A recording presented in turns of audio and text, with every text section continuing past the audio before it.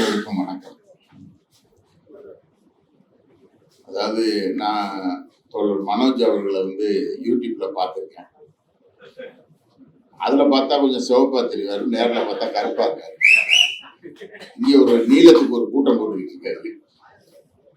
ஆனா பொதுவாக இன்னைக்கு சமூக ஊடகங்களை மிக சரியாக பயன்படுத்தக்கூடிய தமிழ்நாட்டில் விரல் விட்டு எண்ணக்கூடிய சில நபர்களில் தோழர் மனோஜ். ஏன்னா அதுக்குள்ள வேற வேற இதெல்லாம் பார்த்துக்கிட்டு இருப்பாங்க, அந்த மாதிரி நிறைய வேற வேற விஷயங்கள்லாம் பண்ணிக்கிட்டு இருப்பாங்க. ஆனா ஒரு சமூக ஊடகத்தை ஒரு சமூக மாற்றத்திற்காக பயன்படுத்துவது அப்படிங்கிறதுல ரொம்ப முன்னணியில, அதுவும் ஒரு இளைய வயதில் செய்யக்கூடியவர். நமக்கு அந்த ஏரியாவே பிடிக்காது, அதுக்குள்ள போறதுக்கே ஒரு மாதிரியா இருக்கும். ஆனா சில நேரம் நம்மளை உள்ள பிடிச்சி இழுப்பாங்க, வாங்க அப்படின்னு சொல்லிட்டு. அந்த மாதிரி தான் நான் உள்ள போயிட்டு வருவேன். இது ஒண்ணு.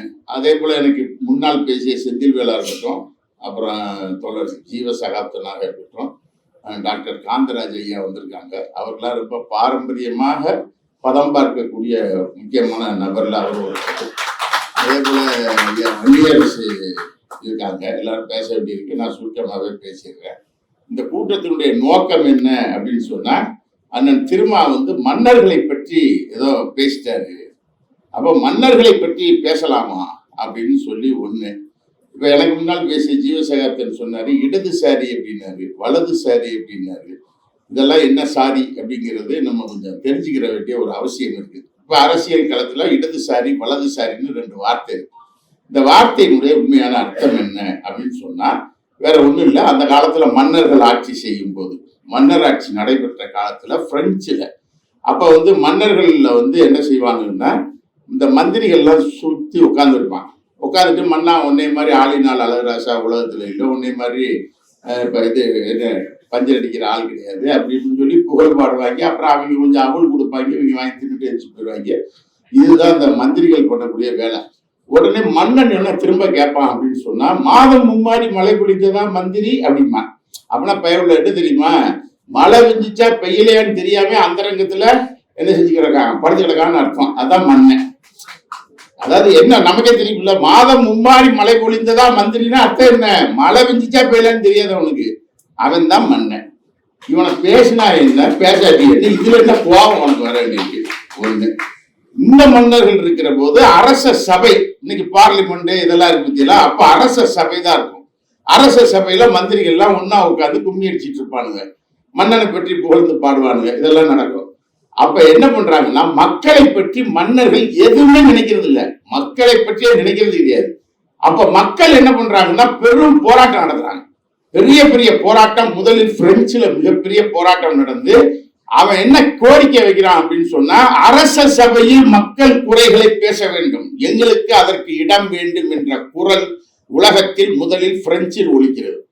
அப்படி பிரெஞ்சில் அந்த குரல் ஒலிக்கிற பொழுது, அது வரைக்கும் அரச சபை ஒன்னா இருந்த அரச சபையை மக்கள் பிரதிநிதிகள் உள்ளே வர வேண்டும் என்பதற்காக என்ன பண்றான் அப்படின்னு சொன்னா, சரி அவங்களையும் உள்ள விடுங்க அப்படின்னு சொல்லும் போது, இவன் மந்திரிகள் என்ன சொல்றான்னா, பஞ்சப்பராதிகள், சோத்துக்கு வக்கத்தை பயிலுவ இவனுங்க அரசு சபையில எங்களுக்கு சமமாக அமர்வதா நாங்கள் அனுமதிக்க மாட்டோம்னு இந்த மந்திரிகள் பூரா என்ன செஞ்சுட்டான், இந்த ஈர வெங்காயம் பூரா கத்த ஆரம்பிச்சான். கத்த ஆரம்பிச்ச உடனே ஒரு பக்கம் மக்கள் போராட்டம், இன்னொரு பக்கம் மந்திரிகள் ஒரு பக்கம்.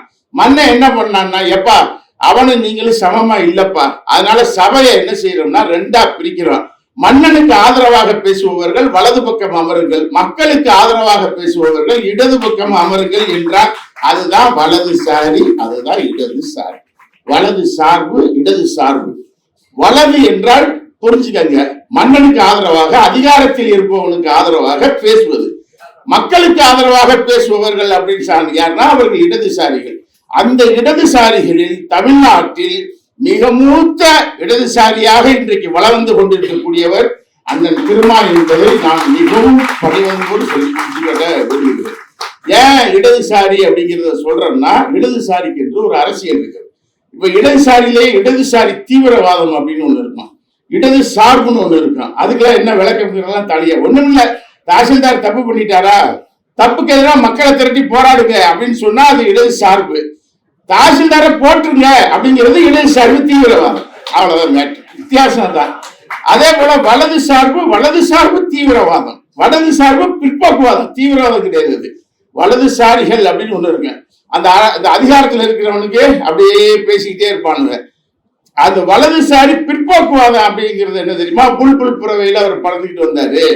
அவர் அதுல வந்தாரு. எதெல்லாம் இல்லையோ, கொரோனாவுக்கு என்ன செய்யணும் அப்படின்னு கேட்டா ஒண்ணு செய்யக்கூடாது, மாட்டு மூத்திரம் குடிக்கணும் அப்படின்னு ஒருத்தன் சொல்லுவான். திடீர்னு ஐஐடில இருந்து ஒருத்தன் வருவான், மாட்டு மூத்திரத்தை உடனே அப்படி குடிச்சிடக்கூடாது, குடிக்கிறதுக்கு முன்னாடி அந்த சாணத்தை 3 உருட்டை முழுங்கிட்டு குடிச்சாதான் எஃபெக்டா இருக்குன்னு சொல்றவங்க யாரா இருப்பானா? ஐஐடி இயக்குனரா இருப்பான். இதுதான் வலதுசாரி பிற்போக்குவாதம். இந்த மாதிரி மன்னர்கள் காலத்துல சபையவே 2ஆ பிரிச்சு வலதுசாரிகள் இடதுசாரிகள் வந்தாங்க. நம்ம ஊருக்கு வந்துருவோம், இது உலகம் பூரா. கடையேழு வள்ளல்கள் அப்படின்னு மன்னர்கள் இருந்தாங்க. கடையேழு வள்ளல்கள் தெரியும், பாரி, ஓரி, அவரு இவரு எல்லாம் பேர் இருந்தாங்க. இப்ப சமீபத்துல நம்ம எழுத்தாளர் வெங்கடேசன் ஒரு புத்தகம் எழுதினாரு, வேல்பாரி அப்படின்னு ஒரு புக் எழுதினாரு.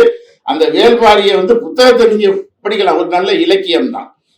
அந்த இதை படிச்சீங்கன்னா அந்த மலை எங்கே இருக்கு, யாராவது வேல்பாரி படிச்சிருக்கீங்களா கூட்டத்துல? வேல்பாரி படிச்சா படிங்க, அது ஒன்றும் தப்பு இல்லை, ஒரு இலக்கியம் தான்.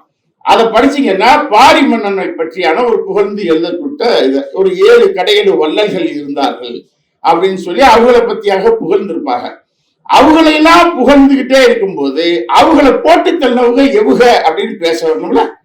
7 பேரை போட்டு தள்ளது யாரு? 300 தமிழ் குடிகள் இருந்தது தமிழ்நாட்டுல. 300 தமிழ் குடிகள் இருந்தது. அந்த 300 தமிழ் குடிகளையும் போட்டு தள்ளிட்டு 3 மன்னர்கள் உருவானாங்க. அவங்களுக்கு பேர் தான் சேர, சோழர், பாண்டியர். ஒருத்தனுக்குள்ள ஒருத்தன் போட்டுக்கிடுவான். பாரியின் பரும்பு மலையில் பாரி இருந்தால் மக்கள் இருந்தார்கள். இங்க இருந்து போய் படைகள் என்ன செஞ்சான்? இந்த மன்னர்கள் படைகள் போய் அவனை அடிச்சான், காலி பண்ணான். பாரியில் இருந்த பரம்புகள் எல்லாம் இப்போது எங்க ஓடி போயிட்டான், மலையில இருந்து தப்பிச்சு ஓடிட்டான், அடிச்சு அடி தாங்க முடியாம. சரி, ஓடினவன் எங்க இருக்கான் அப்படின்னா, நான் ஒரு வரலாற்று ஆய்வாளனாக, நான் வரலாற்றை ஆய்வு செய்யக்கூடியவர் என்ற முறையில இப்ப வைகை நதிகாசம்னு ஒரு புக் எழுதிட்டு இருக்கேன். காவிரியை பற்றி எழுதுறேன், திருப்பரங்குன்றத்தை எழுதுறேன், அதெல்லாம் படம் சொல்றேன்.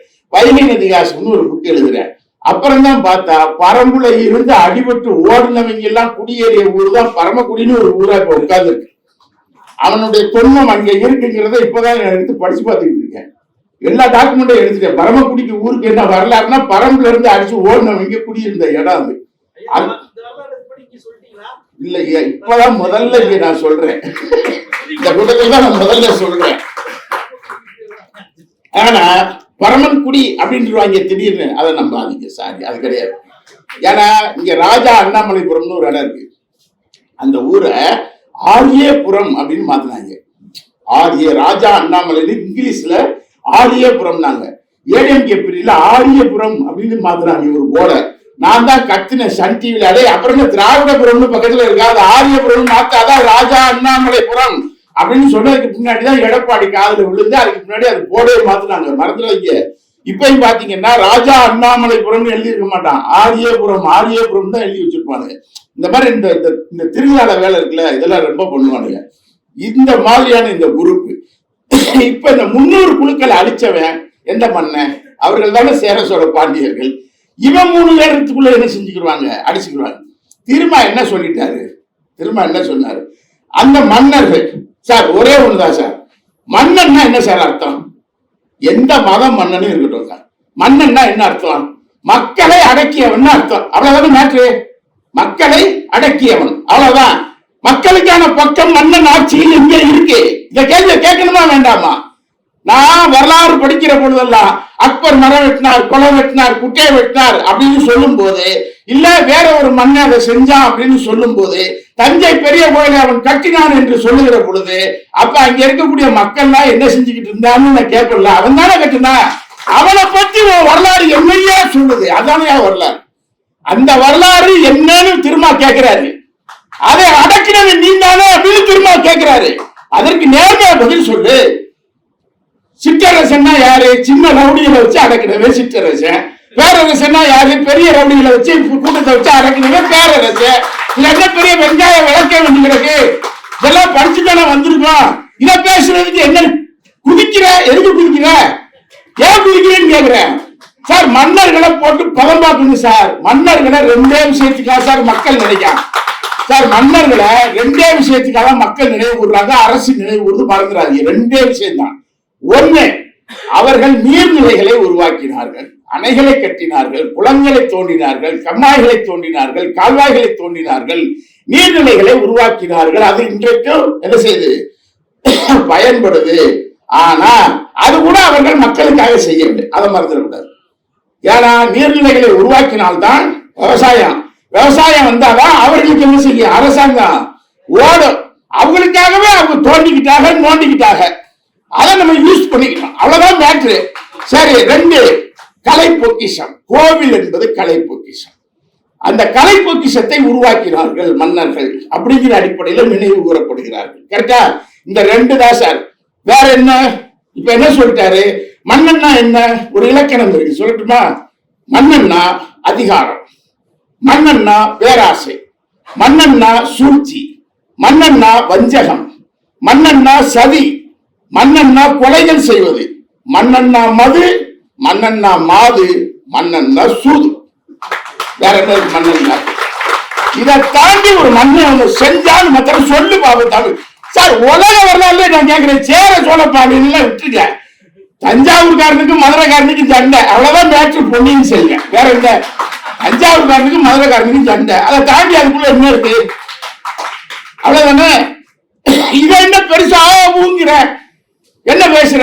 இப்ப யார்கிட்ட கேட்பாங்க, நீங்க என்ன சாதின்னு கேட்பாங்க, நான் சோழ சாதின்னு அழகா சொல்லுவேன்.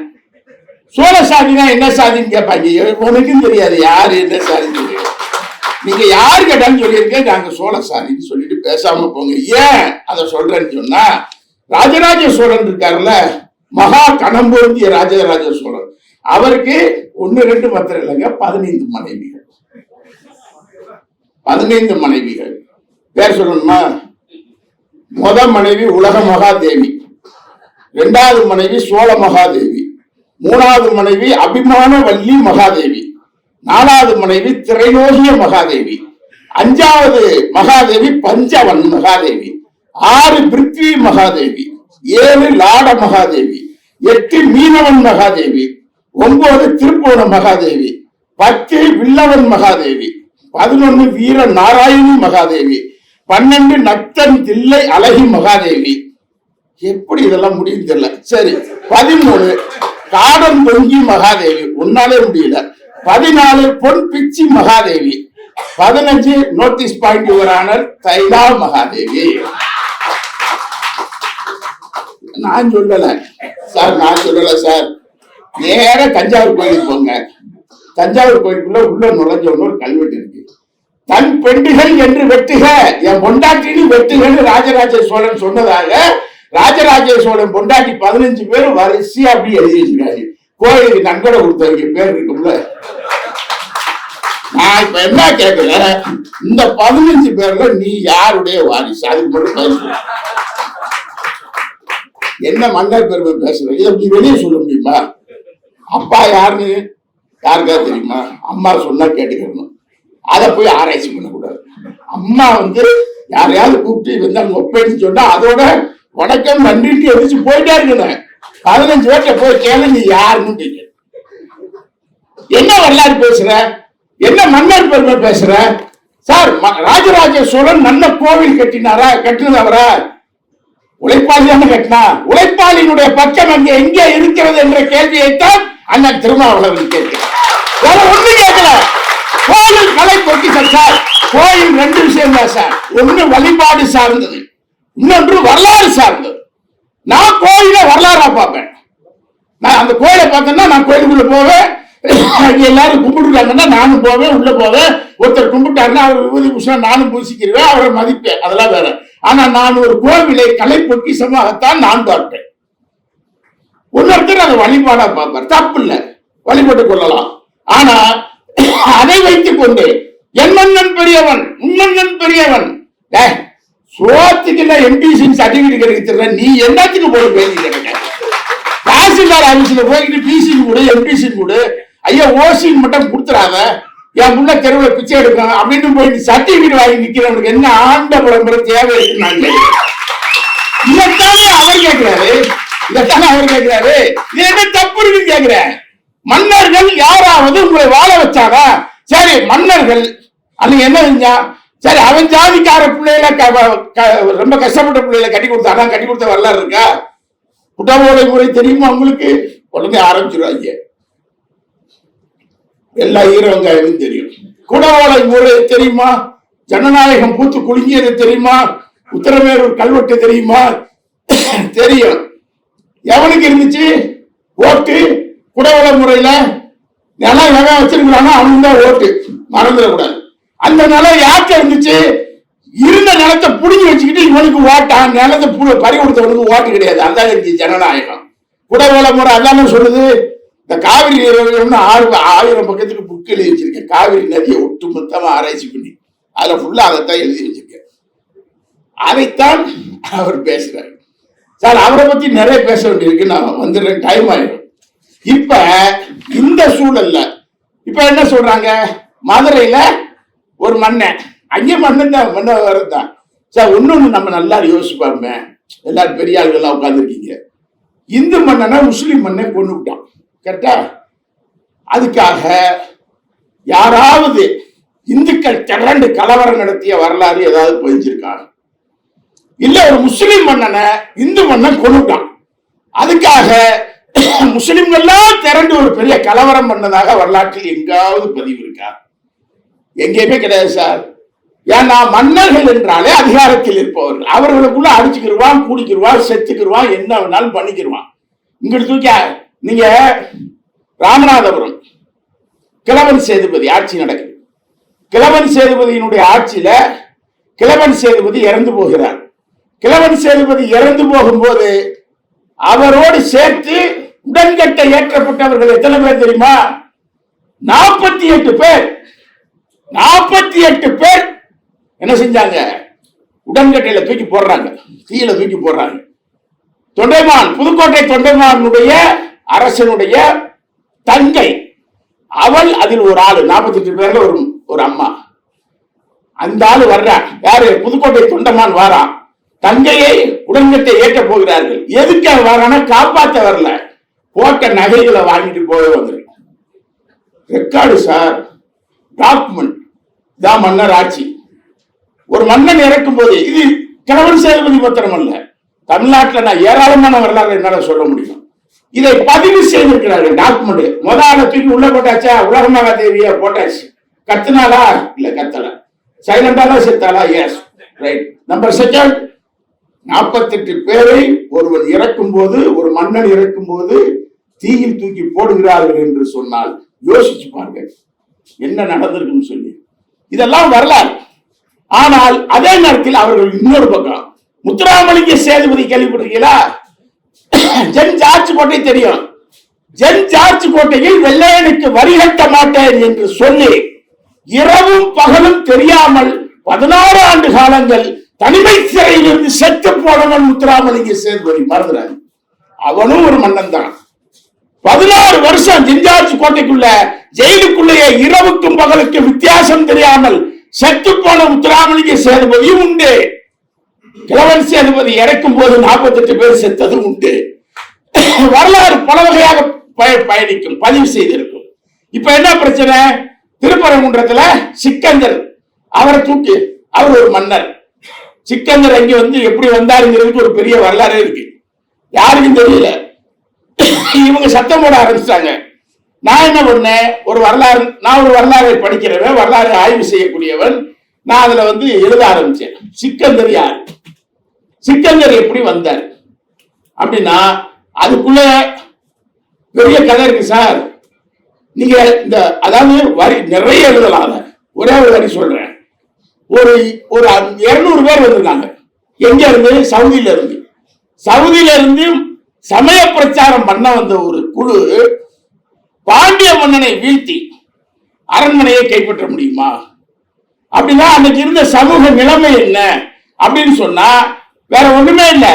சங்ககால பாண்டியர்களிடம் இருந்த அவர்கள் கலப்புரர்கள் ஆட்சி நடக்கும் போது, சங்ககால பாண்டியர்கள் காலத்திலே இவங்க வந்துடுறாங்க. யாரு? பார்ப்பனர்கள் உள்ள வந்துடுறாங்க, ஆரியர்கள் உள்ள வந்துடுறாங்க. வந்து பிரமதய நிலங்களாக அன்னைக்கு என்ன நில அமைப்பு? ஒரு நதி ஓடும், அந்த நதியை ஒட்டி அப்படியே இருக்கிற நிலங்களை புறத்தையும் சரி பண்ணுவாங்க. சரி பண்ணி அதை என்ன செய்வாங்க, நிலத்துக்கு விவசாயத்துக்கு ஏற்றதான் மாத்தி ஒரு 500 மக்கள் உழைப்பாளி மக்களை செஞ்சு வச்சிருப்பாங்க. இவன் மண்ணை என்ன பண்றா, பிரமதைய நிலமாக கொடுக்கறதுனா நிலத்தை மட்டும் கொடுக்கறது இல்ல, மறந்துடாதீங்க, அந்த 500 பேரையும் அடிமையாக சேர்த்து கொடுக்கும். அதான் பிரமதேயம். அப்படி சங்ககால பாண்டியர்கள் கொடுக்கிற பொழுது கலப்பிரர்களுடைய ஆட்சி ஒரு 300 ஆண்டு காலங்கள் நடக்கிறது. அவன் வந்த பார்ப்பனர்கள் முழுவதையும் வச்சு செய்து செய்யறான். கலப்பிரர்கள் யார், அவர்கள் யார், அவர்கள் வரலாறு என்ன, அவர்கள் கன்னடத்தில் இருந்து வந்தார்கள் அப்படின்னு ஒரு கதை சொல்லிக்கிட்டே இருப்பானுங்க. இல்ல இல்ல, நான் 28 நான் கல்வெட்டு ஆய்வாளர்கள்ட்ட 50 கேள்வி கேட்டு வச்சிருக்கேன். கலப்பிரர்கள் யார், நீ கன்னடர் ஏன் அழுத்தி சொல்ற, அப்ப நான் இங்க இருந்த விஜயநகர பேரரசு யார், விஜயநகர பேரரசுன்னு சொல்ல தெரியுதுல, அவனை ஏன் நீ கன்னடர்னு சொல்ல தெரியல, அவனை ஏன் தெலுங்கர்னு சொல்ல தெரியல, ராஷ்டிரகூட பேரரசுன்னு ஏன் சொல்ல தெரியல. அப்ப வரலாறு அவன் தேவைக்காக சொல்றான். கலப்பிரர்கள் பார்ப்பனர்களிடம் இருந்த நிலங்களை பறித்து மக்களுக்கு கொடுத்தாங்க. அப்படி கொடுத்ததுக்கு என்ன ஆதாரம் அப்படின்னு நீங்க கேட்பீங்க. அதான் இருண்ட காலமாச்சு. அவங்க இருண்ட காலம்னு சொல்லிட்டாலே போதும், அவங்க கருப்பான ஆளுன்னு சொல்லிட்டான்னாலே அவன் நல்லவன் அர்த்தம். சிவப்பு அப்படின்னு அவன் ஒரு ஆளை சொல்லிட்டான்னா விளக்கமா கட்டைன்னு அர்த்தம். அவ்வளவுதான் முடிஞ்சிச்சு. அது இருண்ட காலம்.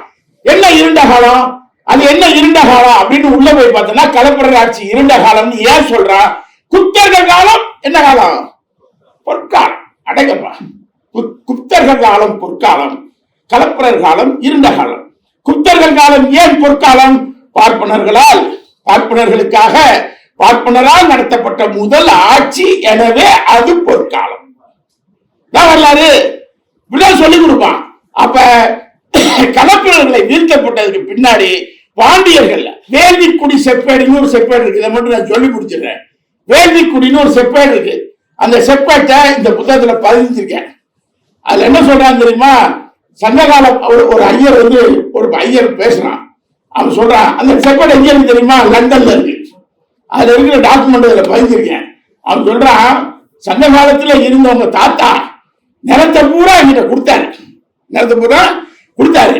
கலப்பிரர்கள் என்ற கொடியவர்கள் வந்தார்கள், நிலத்தை எல்லாம் என்ன செஞ்சிட்டாங்க, திரும்ப எடுத்துக்கிட்டாங்க. எனவே மன்னா நீ எங்களுக்கு நிலத்தை கொடு அப்படின்னு ஒரு பார்ப்பனர் கேட்கிறாரு. அதான் வேள்விக்குடி செப்பேடு. அந்த செப்பேடின் அடிப்படையில் இவங்க நிலத்தை கொடுக்காங்க. மக்கள் பாண்டியர்கள் மேல கோவப்படுறாங்க. கோவப்பட்ட நேரத்தில் சிக்கந்தர் வரார். சோழர்கள் போய் மதுரையை அடிச்சிடலாம். 1185 அவர் வந்த காலம். வந்து இறங்குறாங்க, சமய பிரச்சாரம் நடக்குது, அரபு வணிக குழுக்கள் இருக்காங்க. இதெல்லாம் ஒரு பெரிய வரலாறு இருக்கு அதுக்குள்ள. இந்த வரலாறுகள்லாம் சேர்ந்துதான் சமூகம் அன்றைக்கு பாண்டியர்களுக்கு எதிராக இருந்தது. எனவே ஒரு 250 பேர் கொண்ட குழு என்ன செய்யறாங்க, வந்து அங்கே ஆட்சியில் இருக்காங்க. அப்புறம் மலைக்கு தப்பிச்சு ஓடுறாரு. அதுல ஒரு பெரிய சண்டை என்ன நடந்ததுங்கிறத கல்வெட்டு ஆய்வுகளோடு பதிவு செய்திருக்கு. இதை வச்சு இன்னைக்கு கலவரம் பண்ணலாமா? சிக்கந்தர்னு ஒரு ஆளுங்க ஒரு தர்கா இருக்கு, அந்த தர்காவை வீழ்த்தணும். தர்காவை கட்டியவன் யார் அப்படின்னு ஒரு கேள்வி இருக்குல்ல. தர்காவை கட்டியது யார் தெரியுமா, குலசேகர பாண்டியன். அந்த மன்னன் தான் அந்த தர்காவை உருவாக்குறான். குலசேகர பாண்டியன் உருவாக்குறான். சிக்கந்தர் மலையின் முதல்ல யார் சொல்றா அப்படின்னு பார்த்தா போகர் என்ற சித்தர் தான் முதலில் என்ன செய்யறாரு, சிக்கந்தர் மலைன்னு சொல்றாரு. முஸ்லிம்க்கு அதுக்கு சம்பந்தமே கிடையாது. அதை போய் நான் இடிக்க போறேன் அப்படின்னு சொன்னா, கலவரத்தை உருவாக்க போறேன்னு சொன்னா, வரலாற்று ஆய்வுகளின்படி இல்ல இன்னைக்கு இருக்கக்கூடிய டாக்குமெண்ட் அடிப்படையில 172 ஏக்கர் அந்த மலை, சுத்தி மலை 172 ஏக்கரும் சர்வே நம்பர் 129 படி ஏஎஸ்ஐக்கு சொந்தமானது, ஆர்கியாலஜிக்கல் சர்வே ஆஃப் இந்தியாவுக்கு சொந்தமானது. சார் அங்க யாருமே வழிபட முடியாது, எல்லாரும் போங்க சாமி கும்பிட்டுக்கன்னு விட்டாங்க, அவ்வளவுதான். அங்க போய் நீங்க எதையும் ஏற்றவும் முடியாது, ஒன்றும் பண்ணவும் முடியாது. எல்லாருக்காரும் கையில இருக்கு, எந்த கோர்ட்டுக்கு போனாலும் நிற்கும். ஆனா இவர்கள் அரசியலுக்காக ஓட்டுக்காக செய்கிறார்கள். மன்னர்கள் என்ற பெயரில் தூண்டி விடுகிறார்கள். இந்த மன்னர் என்ற மண்ணாங்கட்டிகளை போட்டு உடைக்கணுமா வேண்டாமா? அதை திருமாவளவன் பேசினா அவர் யாருக்கு எதிரானவர்? அவரை கொண்டு போய் எதிரணியில் நிப்பாட்ட முடியுமா? திருமா யாரு? ஒரு விஷயம் சொல்றேன், அரசியலை மூணா பாருங்க. ஒண்ணு அரசியல் தளம், 2 சமூக தளம், 3 பொருளாதார தளம். அரசியல் தளத்தில் திரும்ப என்ன ஸ்டாண்ட் எடுக்காரு? அவன் மனு நீதிங்கிறான், இவர் சமூக நீதிங்கிறார். அவன் மத வெறிங்கிறான், இவர் மதச்சார்பின்மை அப்படின்னு சொல்றாரு. அவன் பெண்ணடிமை தளம்னு சொல்றான், இவர் பெண் விடுதலை அப்படிங்கிறார். அவன் அம்பானி அதானிக்கான வளர்ச்சிங்கிறான், இவர் அனைவருக்குமான வளர்ச்சி அப்படிங்கிறதுல நிற்கிறார். இதான திராவிட மாடல் அரசினுடைய கோட்பாடா இருக்கு. அந்த கோட்பாட்டோடு இணைந்து நின்றுதானே இவரும் பேசுறாரு. இதுதான் இவருடைய அரசியல் தளம். சமூக தளத்தை பத்தி ஜீவசகாப்தன் அழகா சொன்னார். எந்த வருஷமும் நான் எனக்கு ராமநாதபுரம் விடுதலை சிறுத்தைகள் கட்சி தொடங்குவதற்கு முன்னால் டிபிஐ வச்சிருந்த மலைச்சாமி இருக்காருல்ல, மலைச்சாமியும் நானும் ஒன்னா ஆர்ப்பாட்டம் பண்ணியிருக்கோம். நானும் மலைச்சாமி வினோத் இன்னைக்கு அண்ணன் அண்ணன் அண்ணன் இப்பயும் கூப்பிட்டுட்டே இருப்பா அப்படின்னு. இப்பயும் மலைச்சாமி மிகப்பெரிய போராட்டக்காரர். நான் ஒண்ணும் செய்யல.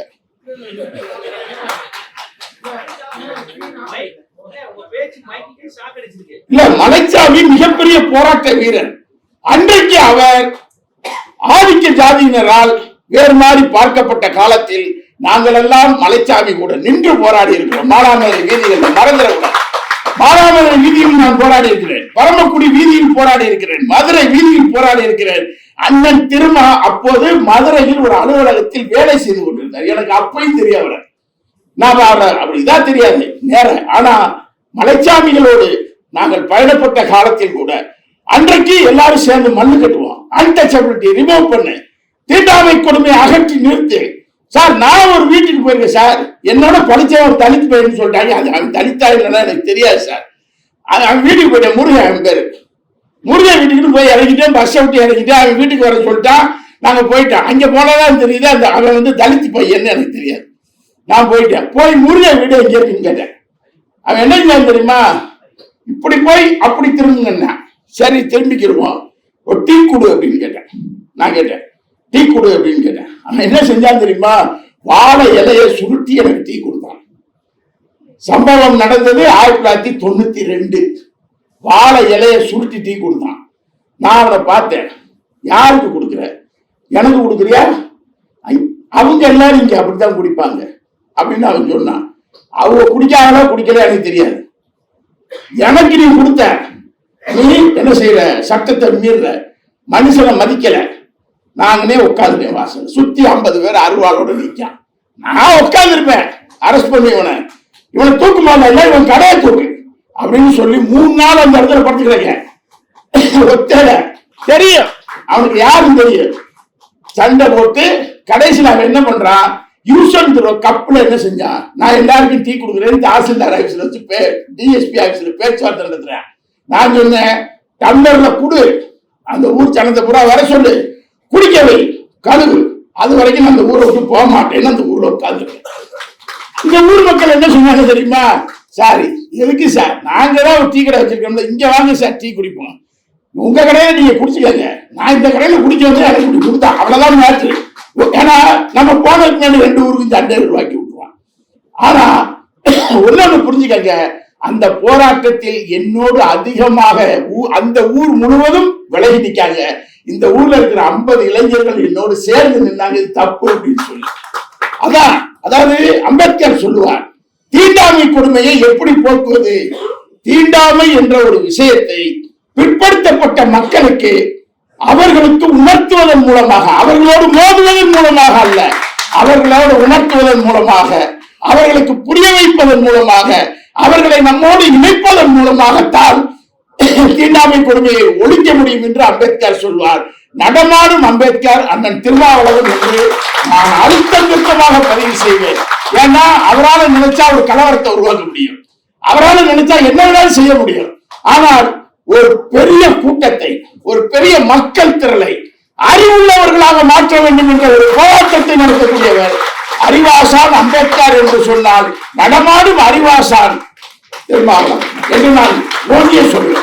அப்படிப்பட்ட ஒரு நல்ல ஒரு மனிதர் அரசியல் தளத்தில், சமூக தளத்தில் பொருளாதார தளத்தில் எல்லாரும் உயர்ந்து நிற்க வேண்டும் என்று போராடக்கூடிய சார், ஒரே ஒரு விஷயம் தான் சார், அந்த குலம் யாருக்கு வரும் தெரியுமா?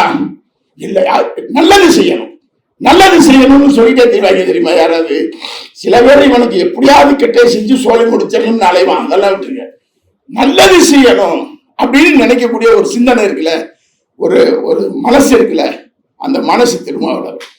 ஒரு நல்லது செய்யணும், சமூகத்துக்கு நல்லது செய்யணும், அதுக்கு நல்லது செய்யணும், இவங்களுக்கு நல்லது செய்யணும், எவனுக்கும் தீங்கு செய்ய வேண்டும் என்று நினைக்காத ஒரு குணம் அண்ணன் திருமாவளவனுக்கு உரியது. எனவேதான் அவரால் அரசியல் பார்வை பார்க்க முடிகிறது, சமூக தளத்தில் இயங்க முடிகிறது, பொருளாதார தளத்தில் மக்களுக்காக இயங்க முடிகிறது.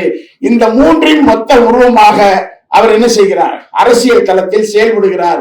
அவர் இந்த பகுதியில பார்த்தா இன்றைக்கு அவர் நடமாடும் ஒரு பெரியார், நடமாடும் ஒரு அம்பேத்கர், தெளிவாக நாம் சொல்லலாம் நடமாடும் ஒரு மார்க்ஸ். அந்த அடிப்படையில் தான் அவரை நாம் பார்க்க முடியும். அண்ணன் திருமாவளவன் அவர்கள் ஏதோ ஜாதியில் அவர் கீழே, இவங்க வசந்தவங்க, என்ன ஒட்டகச்சி விதிக்கா பிறந்தியா அதான் வசதியா இருக்கும். நாங்க பிறப்பால் உயர்ந்தவர்கள். பிறப்பால உயர்ந்தது எது? ஒட்டகச்சி விதி தானே. அதான் கழுத்தெல்லாம் பெருசா நீளமாக இல்லை, பிறப்பால் உயர்ந்தது. பிறப்பால் ரொம்ப நாங்க வலுவானவர்கள், யானையா மனுஷன் இல்லையா? பிறப்பால் உயர்ந்தவர்கள். ஆனால் பொருளாதாரத்தை நாங்கள் பிச்சை எடுப்பவர்கள். எப்பா பொருளாதாரத்தை நீங்க பிறப்பாலே உயர்ந்துட்டீங்கள, அதுலயும் சேர்த்த அளவு உயர்ந்திருக்க வேண்டியதானே? இல்ல, நாங்க பிறப்பால் உயர்ந்தவர்கள், பொருளாதாரத்தால் பிச்சை எடுப்போம். அது என்ன தெரியுமா? அதுன்னா ஐஸ்கிரீம் டீ மாதிரி. ஒண்ணு டீனா சூடா இருக்கணும், ஐஸ்கிரீம்னா கோல்டா இருக்கணும், ரெண்டுமா இருக்கணும். ஒண்ணு தட்டுல பிரியாம இருக்கணும், இல்லாட்டா நாங்க இதையும் திம்போம் நாங்க அதையும் திம்போம் அப்படின்னா அது வேற. அப்படின்னு சொன்னா ஏன் நாங்க சொல்றோம்யா, நாங்க பாதிக்கப்பட்டவங்க, சமூகத்துல உன்னால் பாதிக்கப்பட்டவங்க. எங்களுக்கு தலித்துன்னு ஒரு பேரை கொடுத்திருக்கீங்க. தலித்துனா என்ன? தல் என்ற சமஸ்கிருத வார்த்தைக்கு அடக்கப்பட்ட, ஒடுக்கப்பட்ட, சிதைக்கப்பட்ட, சீரழிக்கப்பட்ட, வஞ்சிக்கப்பட்ட, நொறுக்கப்பட்ட என்று பொருள். தலித் என்றால் அடக்குதலில் இருந்து மீறுபவன் என்று பொருள். அதான் தலித். அவன் மறு தலித்தவன், அவன் எல்லாத்தையும் மறுதளிப்பான். எனவேதான் அவன் தலித்து. எனவே இதெல்லாம் யார் சொல்றா? அம்பேத்கர் சொல்லல, ஜோதிபா புலே சொல்ற. ஜோதிபா புலே தான் தலித்தாக அறியப்பட்டவர். ஜோதிபா புலே தான் தல் என்ற சொல்லை அறிமுகப்படுத்துகிறார். அவரை குருவாக ஏற்றுக்கொண்ட அண்ணல் அம்பேத்கர் அதை பிற தளங்களில் விரிவுபடுத்துகிறார். இதுதான் வரலாறு. எனவே ஜோதிபா புலேயும் அண்ணல் அம்பேத்கரும் பெரியாரும் கார்ல் மார்க்சும் போன்ற மகத்தான சமூக மாற்றத்திற்காக, சமூகத்தை மிகப்பெரிய ஒரு மாற்றத்திற்கு உருவாக்குவதற்காக போராடிய ஒரு தலைவர்கள் இன்று இல்லை.